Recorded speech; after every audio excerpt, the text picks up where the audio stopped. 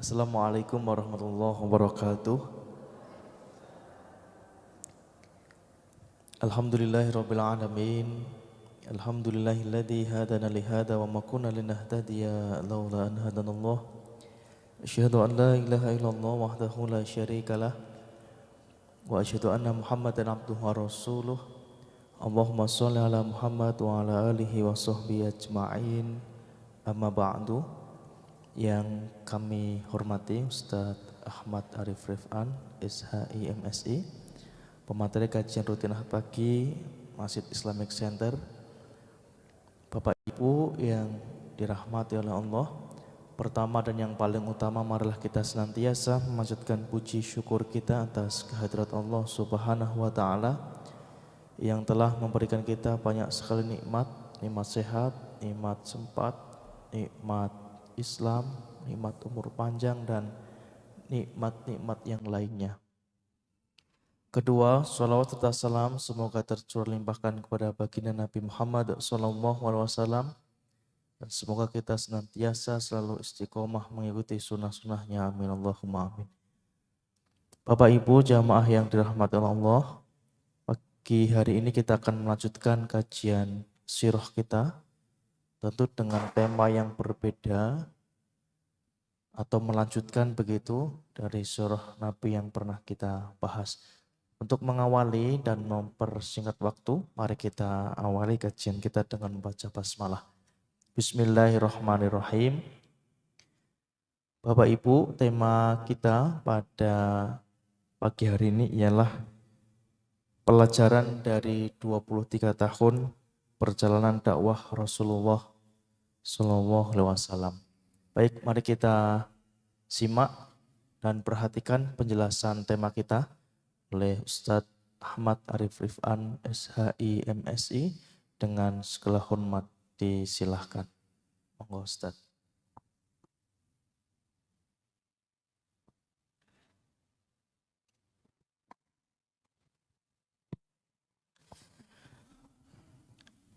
Assalamualaikum warahmatullahi wabarakatuh.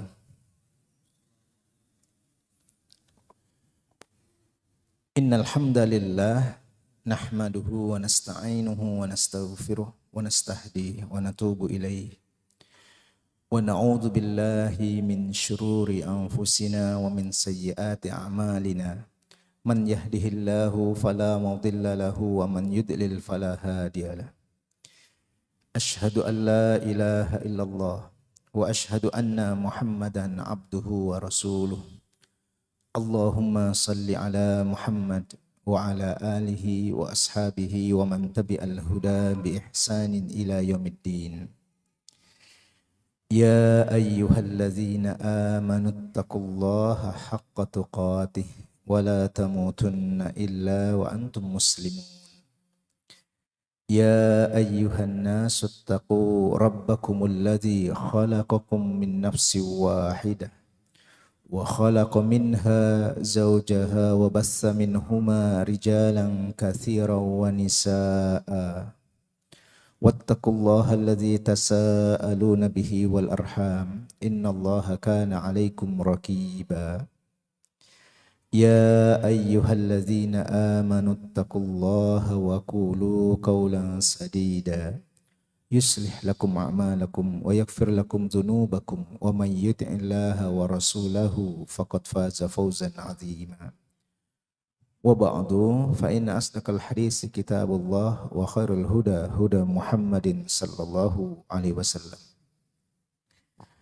Jemaah sekalian yang semoga dirahmati Allah, saya mengambil tema ini tidak mengkhususkan pada suatu subbab tertentu dari kitab Ar-Rahiq Al-Mahtum, karena ingin menggambarkan bagian global dari perjalanan dakwah Rasulullah SAW. Ini terinspirasi dari ketika saya membaca sirah sampai pada riwayat Ummul Mukminin Aisyah radhiyallahu anha. Ummul Mukminin Aisyah radhiyallahu anha satu ketika saat berbicara dengan Rasulullah, mungkin bahasanya kita itu saat ini sedang mengobrol. Yang ditanyakan oleh Ummul Mukminin Aisyah radhiyallahu anha itu adalah begini. Ya Rasulullah, adakah hari di mana engkau menghadapi saat yang sulit sebagaimana saat engkau menghadapi peristiwa Uhud? Dari pertanyaan itu mengisyaratkan bahwa peristiwa perang Uhud itu sudah terlewatkan. Dan dari pertanyaannya mengisyaratkan itu sudah cukup lama. Tetapi yang ditanyakan oleh Ummul Mukminin Aisyah adalah, adakah peristiwa lain yang dihadapi oleh Rasulullah yang menurut Rasulullah itu sangat berat sebagaimana yang dialami oleh Rasulullah pada peristiwa Uhud? Ternyata jawaban Rasulullah SAW ada. Kita sama-sama mengetahui, karena kita telah pernah membahas, mungkin 2 tahun yang lalu, kita membahas tentang perang Uhud di sini, di masjid ini. Semoga Bapak Ibu masih ingat. Bagaimana beratnya keadaan Rasulullah SAW saat itu. Rasulullah SAW terluka. Kaum muslimin itu terdesak. Itu di bagian pertempuran yang pertama. Jadi keseluruhan perang Uhud itu ada yang melihat bahwa sampainya Rasulullah SAW pulang ke Madinah itu belum selesai. Sampainya Rasulullah SAW keesokan harinya mengejar pasukan orang-orang musyrik dari Mekah itu sampai tiba di wilayah Hamra'ul Asad dan ditunggu di sana selama beberapa hari, dan meriwayat lebih dari 3 hari, karena isyarat kemenangan itu dalam suatu pertempuran jika pihak yang dikalahkan itu telah jelas pemenangnya itu memiliki harta rampasan, kemudian pemenangnya menempati tempat yang dimenangkan itu atau medan pertempuran itu tidak kurang dari 3 hari. Tapi Uhud kan tidak terjadi seperti itu. Bagian awal dari perang Uhud, kaum muslimin dapat mengalahkan orang-orang musyrik itu. Tetapi bagian keduanya, setelah pasukan pemanah itu turun dari bukit dan dengan kejeniusan Khalid bin Walid radhiyallahu anhu saat itu yang masih musyrik menjadi panglima pasukan berkudanya orang-orang Mekah, kan bisa membalikkan keadaan sehingga Rasulullah SAW kaum muslimin terdesak ke atas, di mana dalam keadaan terluka Rasulullah SAW ditolong oleh Talha ibn Ubaidillah radhiyallahu an. Talha sendiri terluka cukup parah. Jadi sampai memberikan bahu pundaknya untuk jadikan pijakan Rasulullah melewati batu besar itu. Dan saat diinjak itu Rasulullah SAW diriwayatkan berucap beliau, aujaba Talha, saat diinjak Talha sudah berhak masuk surga. Nah, parahnya keadaan Rasulullah SAW menjadi gambaran bagi para sahabat, kan sempat pingsan Rasulullah dalam sebagian riwayat karena luka-luka yang dialami oleh beliau. Yang ditanyakan, adakah yang lebih berat dari itu atau yang seperti itu kira-kira? Dijawab oleh Rasulullah, ada. Ternyata peristiwa itu adalah jawaban Rasulullah. Rasulullah dengan mengisahkan kembali. Itulah mengapa akhirnya catatan detail dari perspektif Rasulullah SAW tentang peristiwa yang terjadi dari peristiwa yang akan diceritakan oleh Rasulullah itu akhirnya dapat kita ketahui. Karena saksi utama dari kaum muslimin, dari orang-orang yang beriman untuk peristiwa yang dirasakan oleh Rasulullah hanya dua, Rasulullah dan orang yang mengiringi Rasulullah SAW dalam peristiwa itu. Dialah Zaid ibn Harisah radhiyallahu an. Peristiwa apa itu? Peristiwa saat Rasulullah berdakwah ke Taif. Itu terasa berat oleh Rasulullah karena beliau itu sampai 10 hari ke Taif.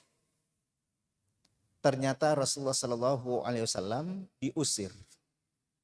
Lalu orang-orang yang bodoh dan orang-orang yang memiliki hamba sahaya itu memerintahkan itu agar menganiaya Rasulullah SAW. Rasulullah SAW itu diteriaki, dicaci maki, kemudian dilempari batu. Kita dalam riwayat yang sering disebutkan kaki Rasulullah yang terluka. Sejatinya bukan hanya kaki Rasulullah SAW. Zaid bin Harisah radhiyallahu an itu melindungi Rasulullah SAW sampai kepalanya bocor. Artinya dilempari sampai kepalanya itu berdarah-darah. Dan itu terus dikejar sampai akhirnya Rasulullah SAW tiba di salah satu kebun.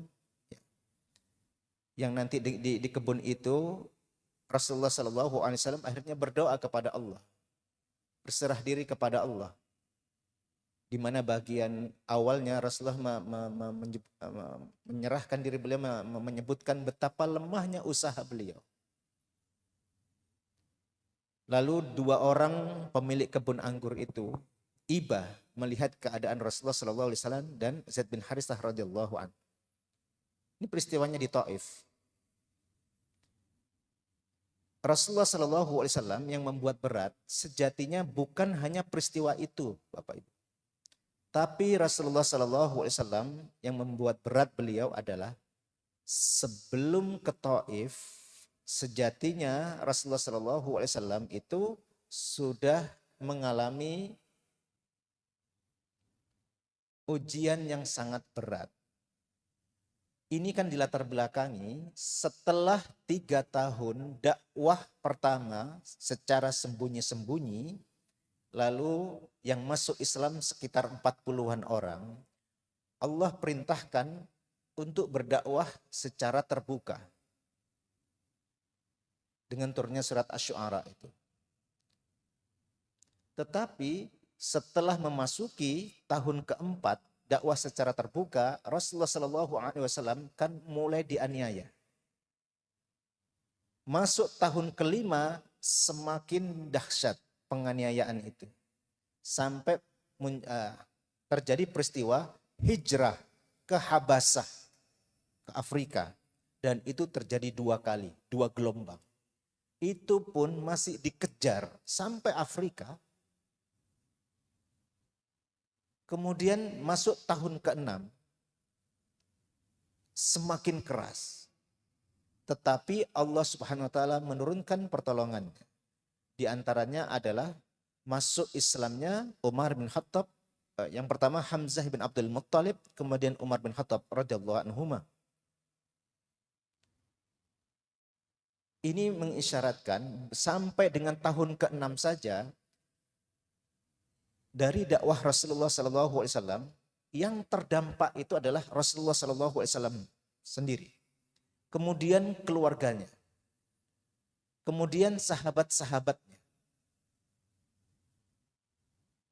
Langsung terdampak.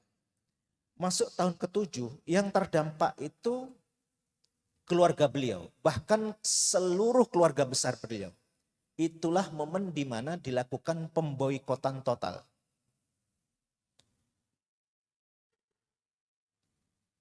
Yang paling membuat pilu hati Rasulullah itu adalah ketika 3 tahun berlaku pemboikotan, Ummul Mukminin Khadijah radhiyallahu anha itu jatuh sakit dan wafat. Itu salah satu dampak dari peristiwa boikot.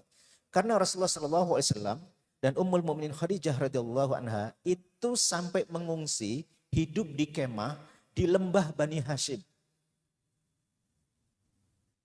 Jadi yang terdampak itu bukan hanya diri beliau, keluarga inti beliau, tapi keluarga Bani Abdul Muttalib, keluarga Bani Hashim.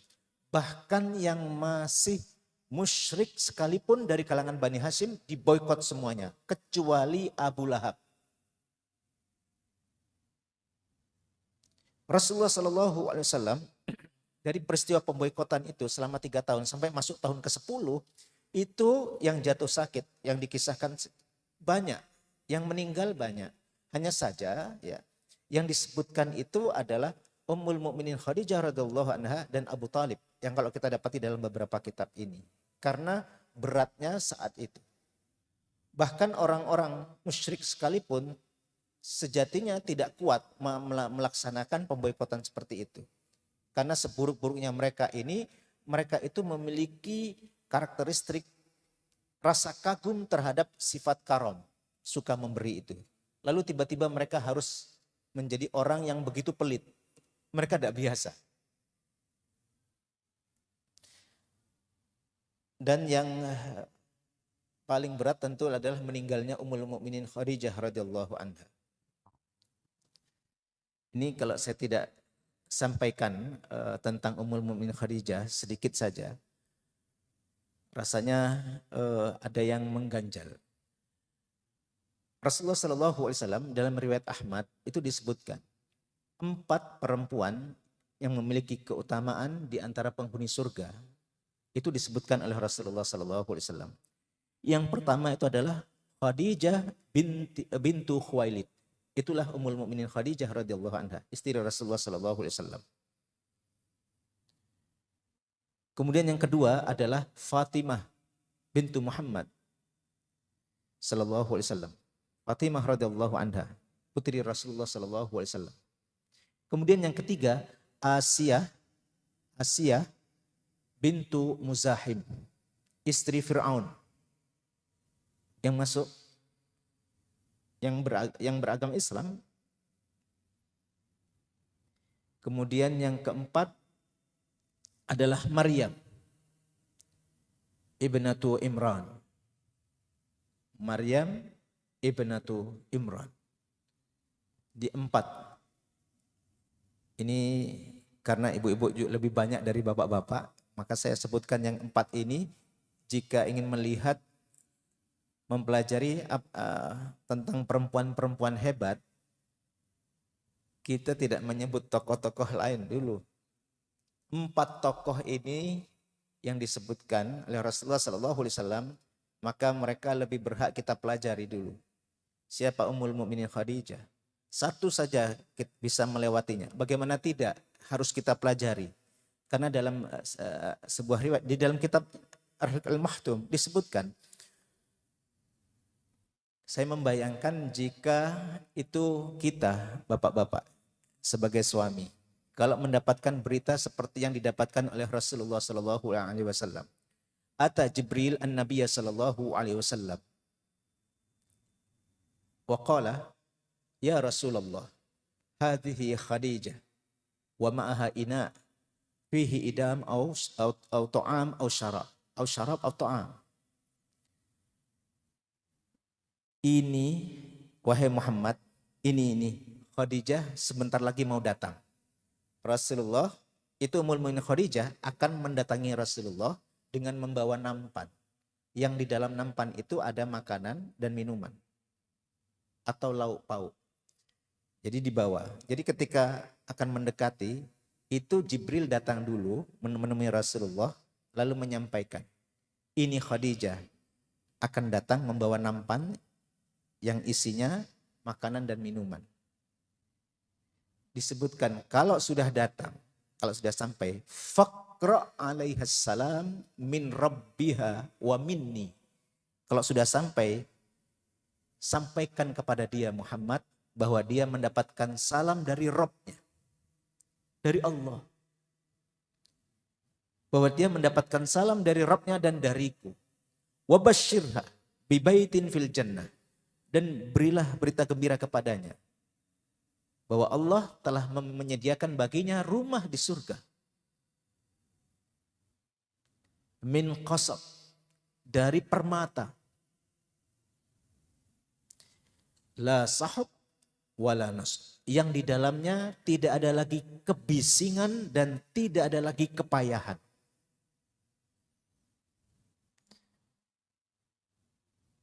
Tidak banyak saya mendapati ucapan Ummul Mukminin Khadijah radhiyallahu anha kecuali bagian yang paling saya ingat saat menenangkan Rasulullah, dan saya sudah berkali-kali menyampaikan ini.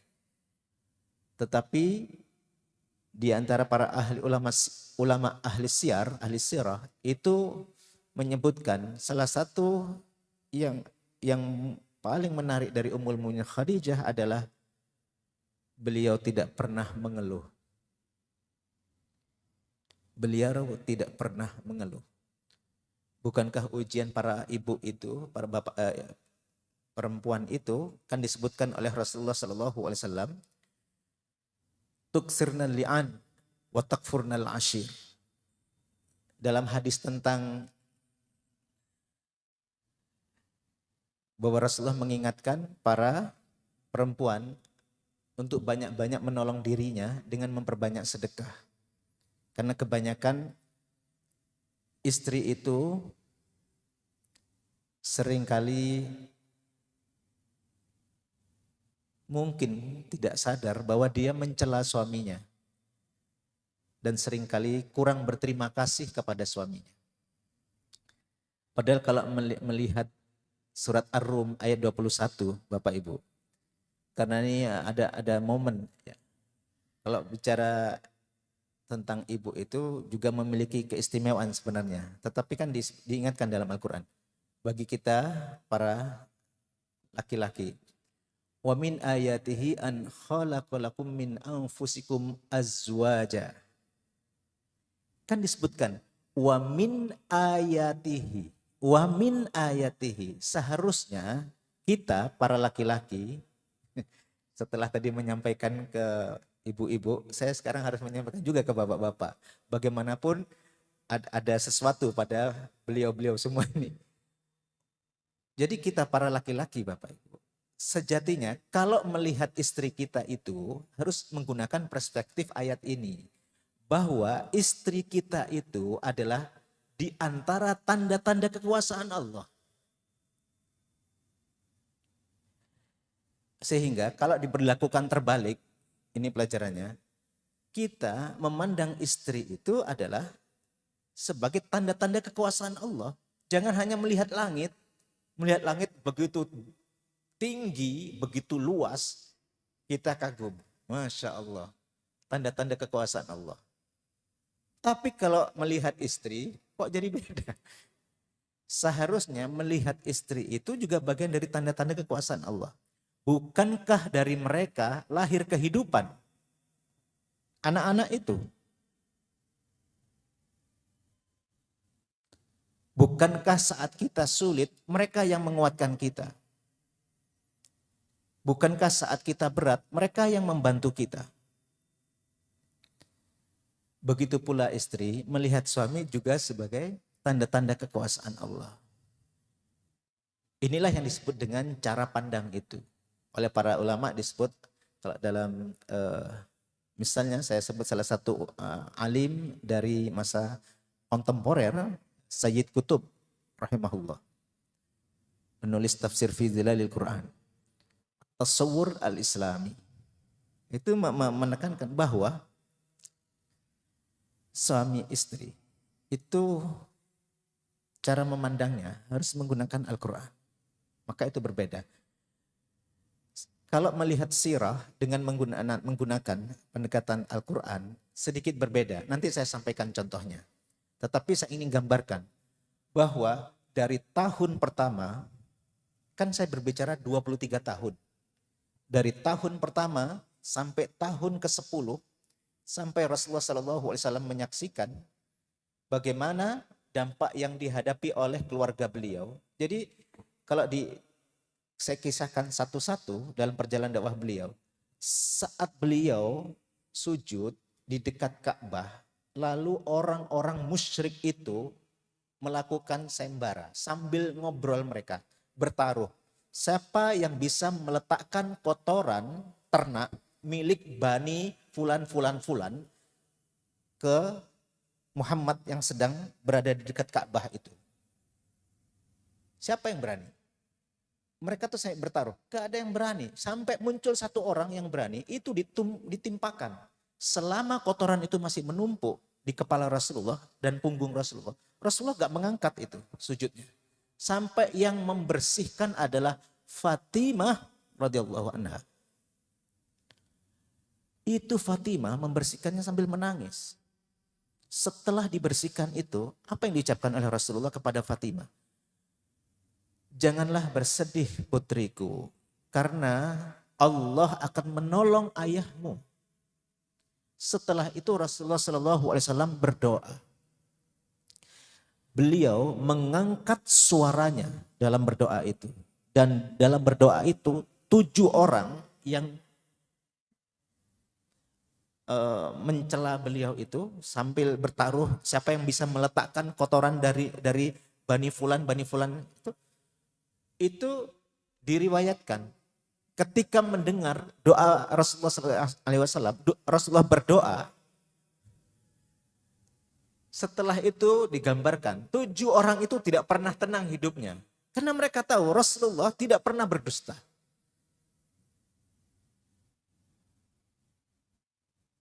Bahkan ada yang sudah tidak tenang. Sampai mereka semua akhirnya mengalami hukuman itu dalam peristiwa Perang Badar. Terhukum semuanya itu. Dan terbukti doa Rasulullah SAW. Tapi diriwayatkan sampai dengan menjelang peristiwa Perang Badar, orang-orang yang didoakan oleh Rasulullah itu mengatakan, hidupku tidak tenang gara-gara doa Muhammad. Keluarga beliau, anak-anak beliau. Bukan hanya itu, hari-hari Rasulullah SAW mau menegati rumah saja, mereka tuh masih sempat melempar pasir dan tanah ke wajah Rasulullah SAW dan meletakkan pasirnya di atas penutup kepala beliau. Sehingga kalau beliau masuk rumah, semuanya putri-putri beliau itu sampai menangis menyaksikan keadaan ayah beliau. Artinya ayah mereka ini.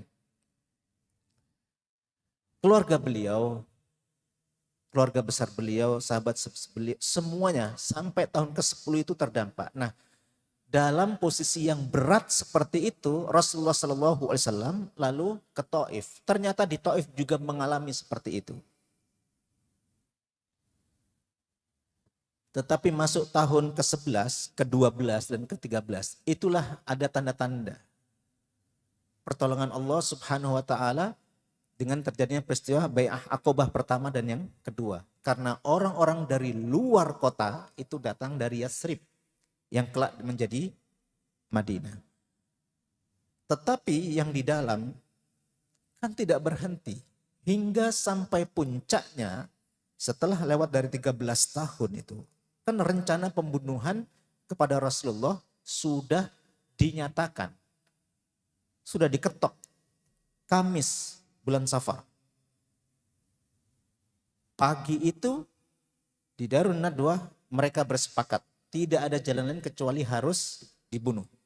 Dan mereka tidak berani menunjuk satu orang. Dan satu orang tidak juga ada yang mau. Kalau mau membunuh harus bersama-sama. Setidaknya seluruh kabilah harus memiliki perwakilan. Itu karena kemuliaan beliau. Tetapi Allah Subhanahu wa Ta'ala mengutus malaikat Jibril untuk memberitahukan rencana itu. Itulah yang akhirnya Rasulullah SAW putuskan beliau harus hijrah. Dan setelah hijrah, ini yang saya sampaikan. Jangankan ke Yathrib yang masih satu daratan. Menyeberang lautan saja sampai ke Habasyah. Sampai di wilayah Uksum, ibu kota kerajaan Habasyah saat itu. Itu saja masih dikejar. Apalagi hanya coba. Makanya dinyatakan di dalam pembukaan kajian sirah di peristiwa hijrah itu. Rasulullah SAW itu diancam secara terbuka.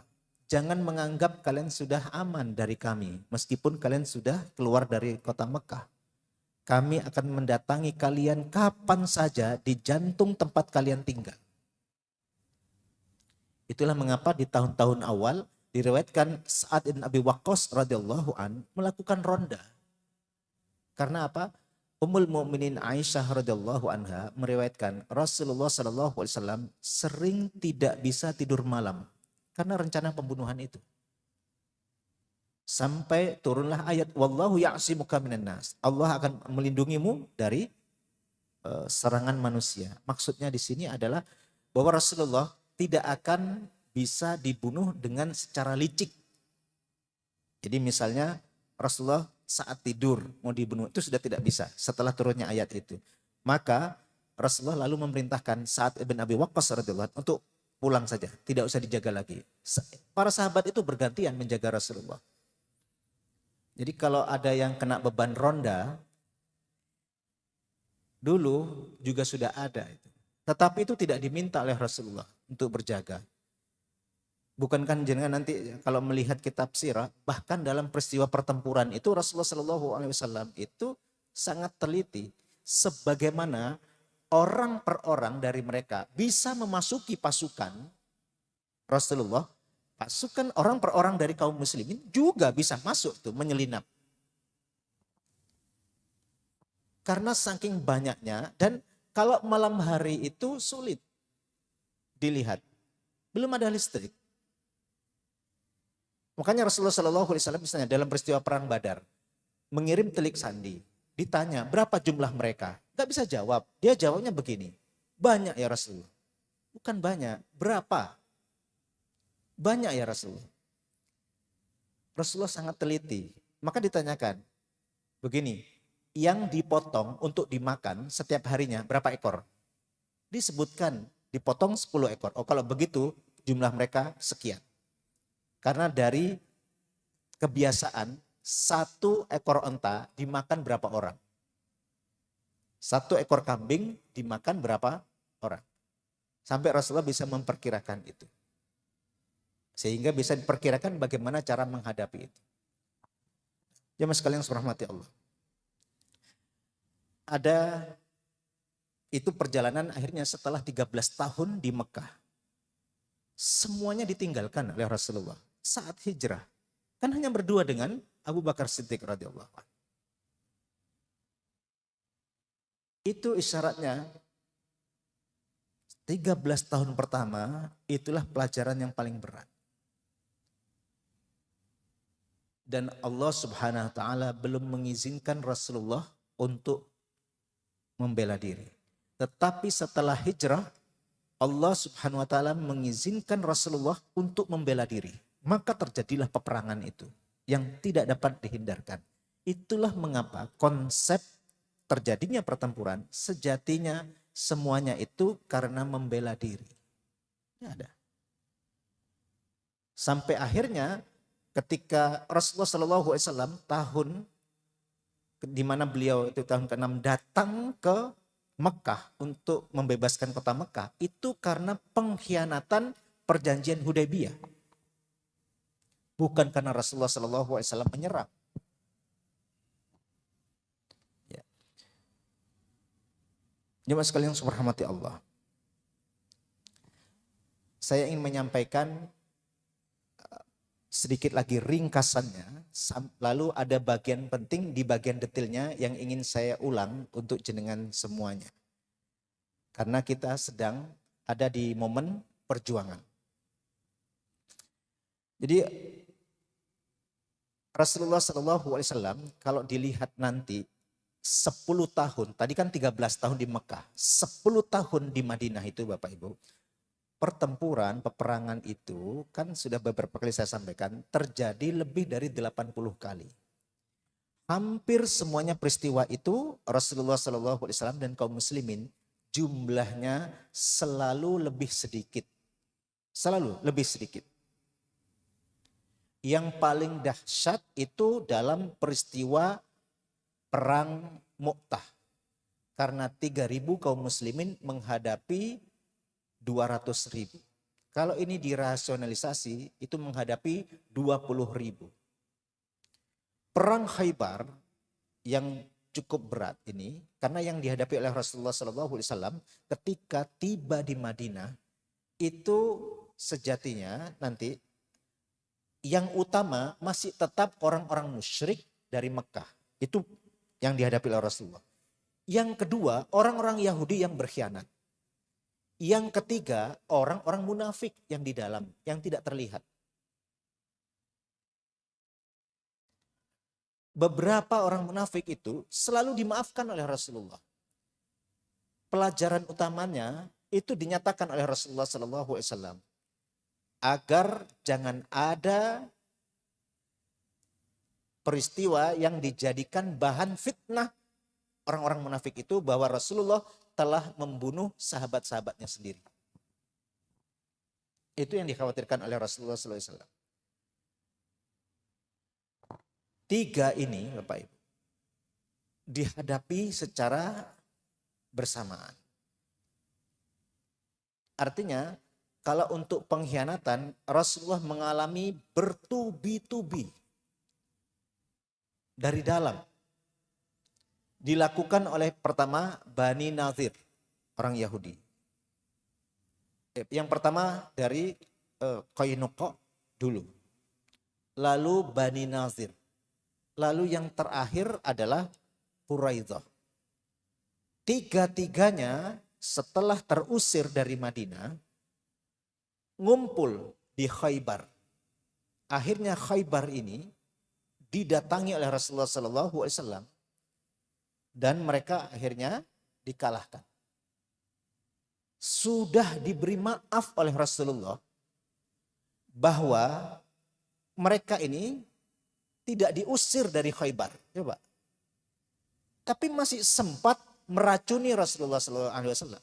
Itulah yang nanti kalau kita melihat 2 hari sebelum wafatnya Rasulullah SAW dalam riwayat yang lain, hari di mana beliau benar-benar merasakan sakit dari dampak racun di Khaybar. Karena disebutkan oleh Rasulullah, aku merasakan sakit kembali, sakit yang begitu kuat akibat racun yang aku dapatkan di Khaybar. Rasulullah SAW karena mengenai tenggorokan beliau. Tetapi yang sudah tertelan kan meninggal dunia. Dikira baik sekali pertanyaannya. Bertanya kepada para sahabat, dari bagian tubuh binatang, artinya kambing yang di syat di sini disebutkan, karena disebut dalam perkara syat masmumah, daging kambing yang diracuni. Di sisi mana yang paling disuka? Dira, di kaki.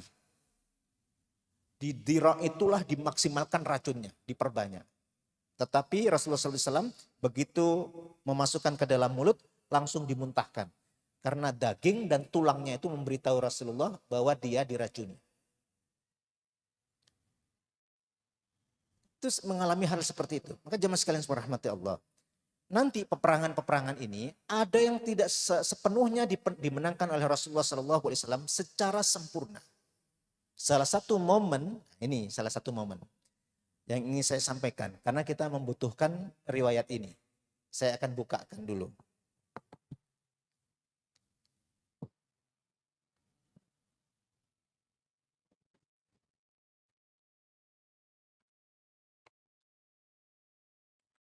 Perang Hunain.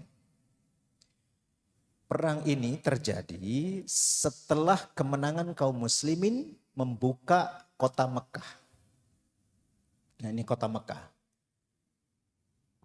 Kaum muslimin itu menyaksikan perubahan pada diri mereka selama kurun waktu mendekati 20 tahun itu. Apa? Dari yang mula-mulanya dihina, dianiaya, bahkan dibunuh, mereka mengalahkan satu-satu orang-orang yang dulu menganiaya mereka. Puncaknya saat Fathu Makkah. Puncaknya ketika Bilal azan. Tetapi mereka diajarkan oleh Rasulullah SAW bahwa mereka harus mampu mengendalikan diri mereka. Ketika ada yang mengatakan, hari ini adalah hari pembalasan. Ingat penganiayaan dulu. Tetapi kata Rasulullah, tidak. Itu sejak perjalanan, itu mereka sudah mengatakan, hari ini adalah hari pembalasan. Hari ini adalah hari pembantaian. Dia mengatakan begitu. Rasulullah koreksi semuanya itu. Tidak. Maka kita tidak heran bahwa ciri itu akan kembali lagi. Maka kita akan melihat peristiwa Salahuddin Al-Ayyubi beberapa ratus tahun kemudian. Kalau melihat aslinya seperti itu, maka itu terulang lagi. Ketika mengira setelah 80 tahun sebelumnya mereka membantai orang-orang muslim di Palestina, 20 ribuan orang, mereka datang kali ini, mereka mengira habis sudah. Mereka akan dibantai.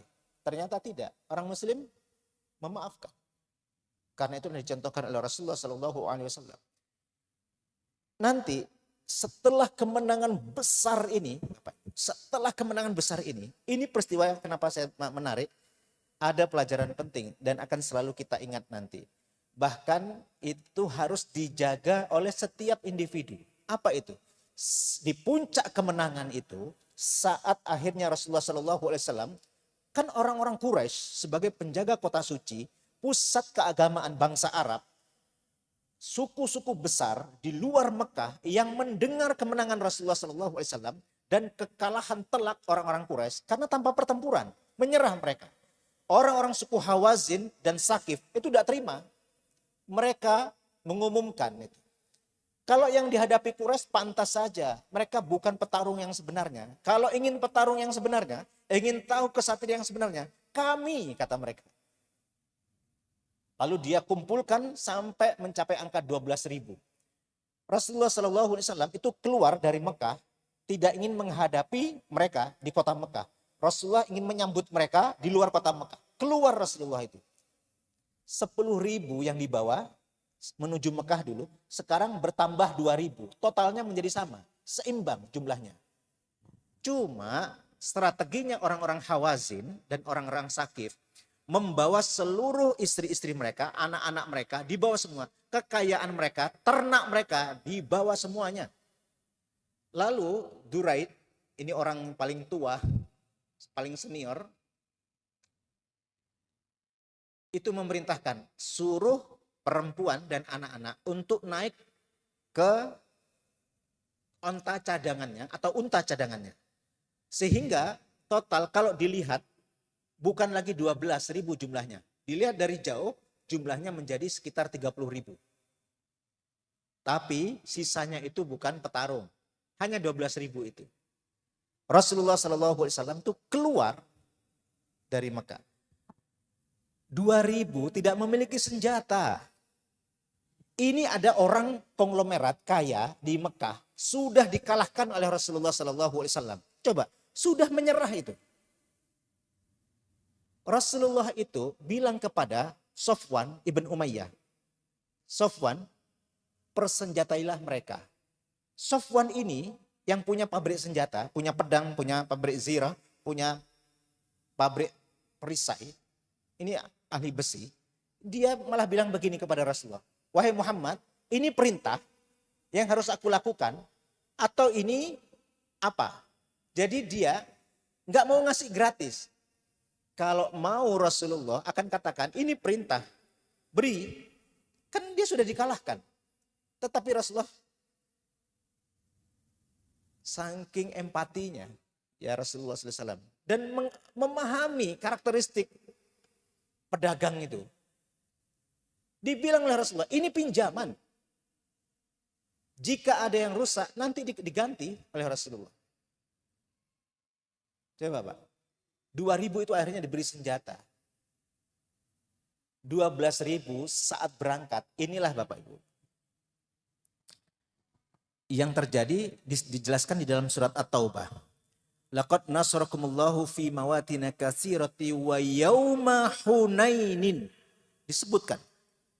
Iz a'jabatkum kasratukum falam tughni ankum syai'a wa daqat 'alaikumul ardu bima rahubat summa walaitum mudbirin. Ini musibahnya di sini. Jadi ketika ada 12.000 dan mereka tidak pernah itu bertempur dengan sejumlah itu. Orang-orang muslim ada yang sampai berseloroh dengan kata-kata dengan jumlah yang sekarang hari ini kita tidak akan dikalahkan. Itu yang membebani Rasulullah Sallallahu Alaihi Wasallam. Rasulullah Sallallahu Alaihi Wasallam memang diriwayatkan, ada riwayat yang menyebutkan bahwa Rasulullah juga mengomentari jumlah mereka. Artinya jumlah 12.000 itu. Tetapi Rasulullah tidak dengan redaksi yang menyatakan kita tidak akan bisa dikalahkan. Karena itu lalu menyandarkan keyakinan itu kepada angka, kepada jumlah. Tidak lagi menyandarkan kepada Allah. Itu membebani Rasulullah Sallallahu Alaihi Wasallam, dan kata-kata itu sudah terucapkan, dan itu Rasulullah mengisyaratkan akan terjadi sesuatu. Terjadilah Bapak Ibu sesuatu itu. Rasulullah memasuki lembah Hunain, turun 1.000, 1.000, 1.000, 1.000, satu-satu. Orang Hawazin sudah menyiapkan, mengirim telik sandi, perhatikan ada tidak pasukan di sana. Gak terlihat karena di sana memiliki panglima ulung yang sudah tua sekali, usianya lebih dari 100, Duraid, sudah buta lagi matanya. Dia katakan, mereka membuat lubang-lubang di tanah, sembunyi di dalam tanah. Begitu turun pasukan, mereka keluar. 12.000, itu tersisa 100 yang bertahan dengan Rasulullah. Tadi disebutkan, a'jabatkun kasratukum, membuat kagum jumlah. Membuat kalian kagum dengan jumlah kalian. Padahal tidak ada gunanya sama sekali. Itu isyarat. Maka ini Bapak Ibu. Saat itu Rasulullah SAW memerintah untuk yang 12.000 itu kan gak bisa menghindar. Coba ribuan kuda itu berbalik lari. Dan grup pertama yang turun, pemimpinnya itu dari Bani Sulaim, itu yang paling cekatan dalam pertempuran, pasukan berkudanya, dipimpin Khalid bin Walid, itu dihajar habis-habisan. 70 orang itu meninggal dunia. Khalid bin Walid itu pingsan dalam keadaan cedera di sekujur tubuhnya. Dalam riwayat itu, Khalid bin Walid radhiyallahu an, saat itu sudah masuk Islam, itu dicari oleh Rasulullah. Mana Khalid? Dihadirkan. Cederanya itu oleh Rasulullah, lalu diludahi semuanya. Diludahi. Lalu diusap oleh Rasulullah SAW. Sembuh itu. Bangkit Khalid itu. Lalu mengejar kembali peristiwa itu. Nah, yang menarik ini adalah panggilannya Bapak Ibu. Coba, orang yang sudah pernah berbaiat kepada Rasulullah SAW saat Baitur Ridwan, menjelang perjanjian Hudaybiyah, kan mendapatkan jaminan surga dari Allah. Orang yang seperti itu ikut yang terdorong lari tadi. Rasulullah akhirnya diperintahkan oleh Rasulullah untuk memanggil, wahai orang-orang yang telah berjanji di bawah pohon. Itu ingat, langsung terhubung itu. Mereka lompat langsung. Wahai para penghafal surat Al-Baqarah, balik itu.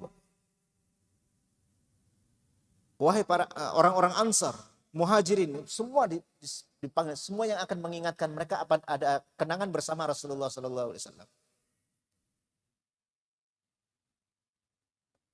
Maka kalau kita melihat beratnya nanti Bapak Ibu, hitungan 13 tahun sampai hitungan yang nanti ini sebagai penutup, 5 menit lagi.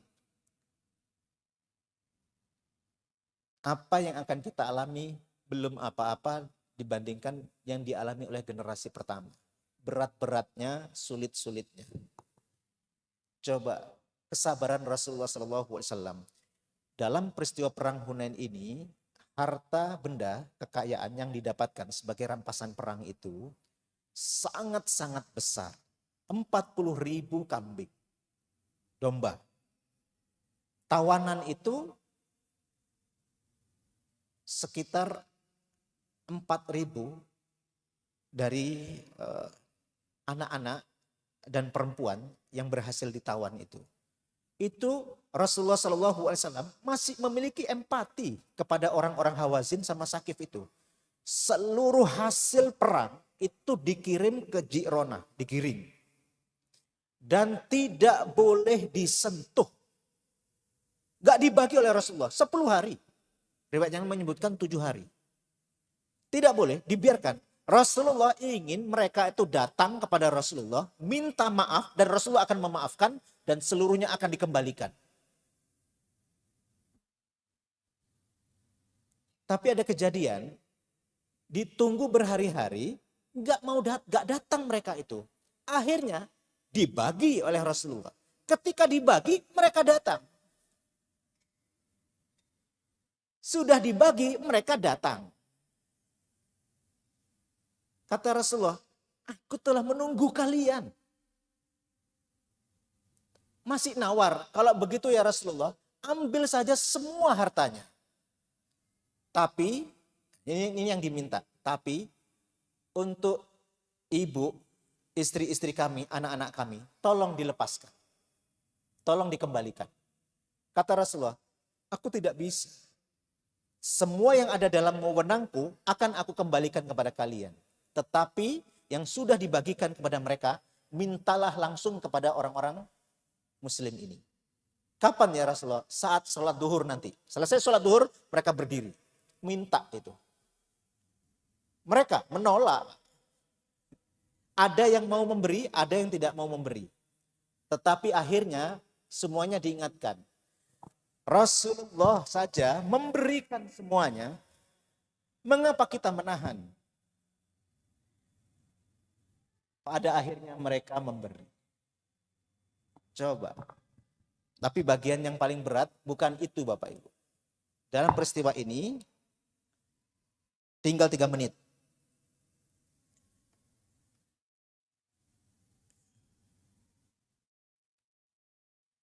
Sebentar saya bukakan. Oh, maaf. Ini yang selalu saya kisahkan.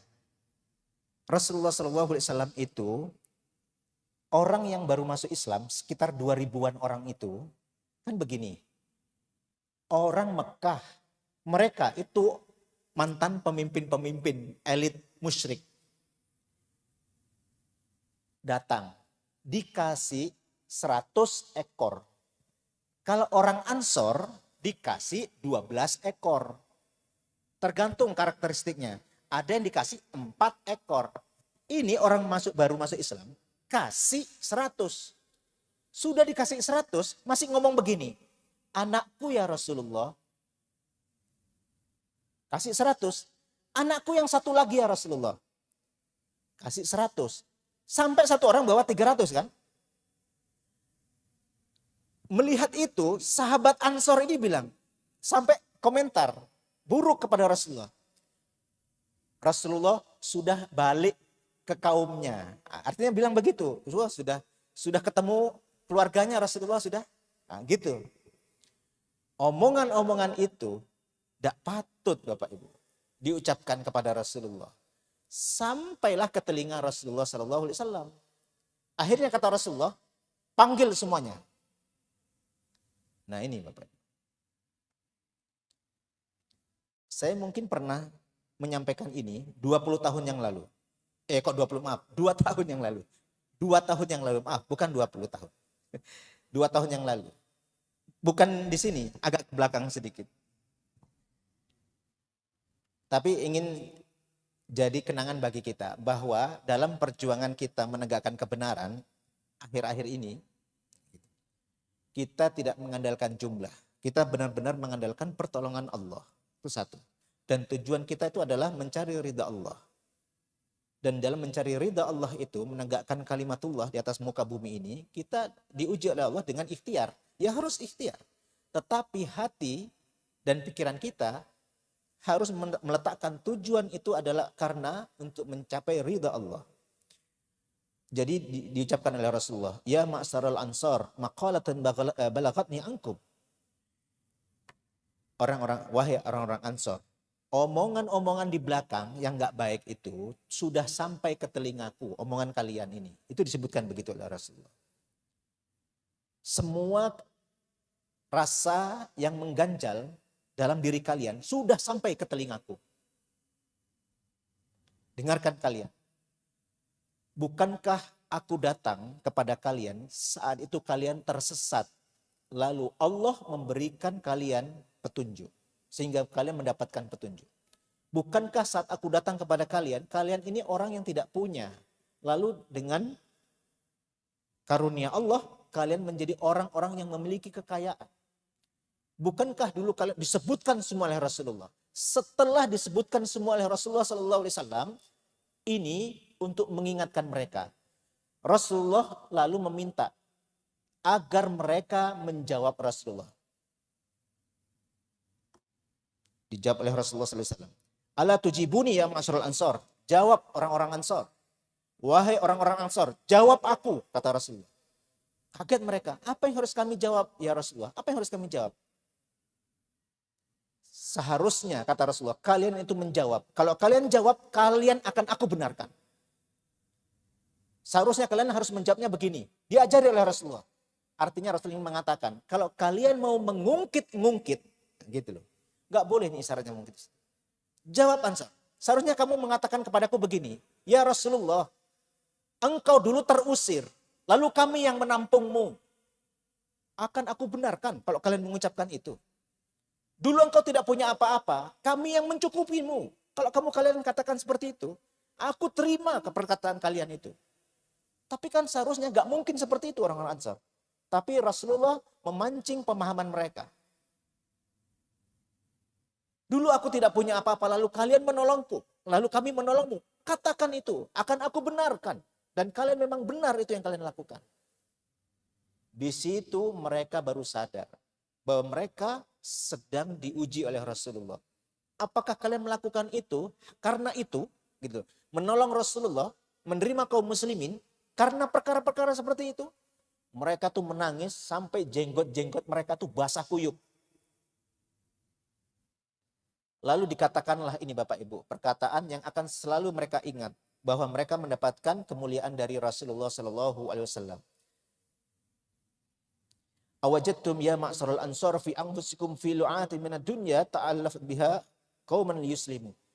Wahai orang-orang Ansor, apakah di dalam hati kalian itu masih ada hasrat terhadap sedikit kekayaan duniawi yang aku berikan kepada suatu kaum, yang aku tujukan pemberian itu agar mereka membuat mereka itu lebih bisa menerima dan masuk Islam? Apakah kalian menginginkan sebagian dari kekayaan itu? Padahal kalian pulang membawa Rasulullah. Gitu. Ditawarkan begitu.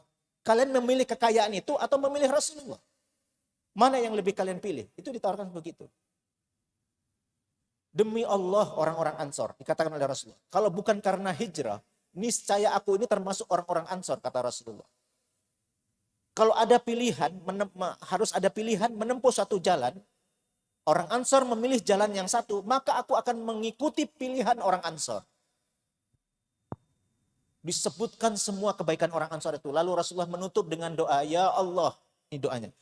Rahmatilah orang-orang Ansor. Wa abna'al Ansor. Wa abna'a abna'il Ansor. 3 generasi didoakan. Orang yang hidup saat itu, orang yang setelahnya, dan setelahnya. Anak dan cucunya orang Ansor. Semuanya menangis. Jenggot mereka sampai basah. Dan mereka mengucapkan cukup ya Rasulullah, cukup. Cukup ya Rasulullah, cukup. Rasulullah membalikkan badan, mereka bubar. Itu baru mereka sadar. Bahwa mereka bagi Rasulullah itu jauh lebih bernilai daripada kekayaan itu. Itulah mengapa Bapak Ibu nanti diriwayatkan. Selama mereka hidup bersama di Madinah.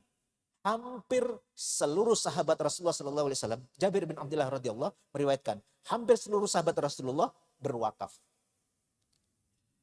Karena cara pandang mereka adalah bahwa kekayaan itu hanyalah sarana. Tetapi perjuangan menegakkan kalimatullah harus dilakukan dengan individu-individu dan jamaah yang baik. Semoga ini menjadi pelajaran bagi kita untuk mengingat bagaimana di antara kutipan pelajaran dari perjuangan selama 23 tahun perjalanan dakwah Rasulullah SAW di berbagai momentum. Semoga yang sedikit ini kembali kepada kita sebagai ilmu dan bermanfaat. Aku lupa lihada, astaghfirullah li walakum. Wallahu a'lamu bis-shawab. Nasrun minallah wa fathun qarib wa basyiril mu'minin fastabiqul khairat. Assalamualaikum warahmatullahi wabarakatuh. Waalaikumsalam warahmatullahi wabarakatuh. Terima kasih kepada Ustadz Ahmad Arif Rifan yang telah menyampaikan materinya pada pagi hari ini. Semoga kita bisa mengambil hikmah dari perjalanan dakwah Rasulullah Shallallahu Alaihi Wasallam. Baik Bapak Ibu, jamaah sekalian karena waktu sudah lebih dari pukul 7. Mohon maaf tidak ada tanya jawab. Mari kita cukupkan kajian kita. Kita akhiri dengan bersama-sama membaca hamdalah. Alhamdulillahirabbil alamin. Kurang lebihnya kami mohon maaf. Assalamualaikum warahmatullahi wabarakatuh.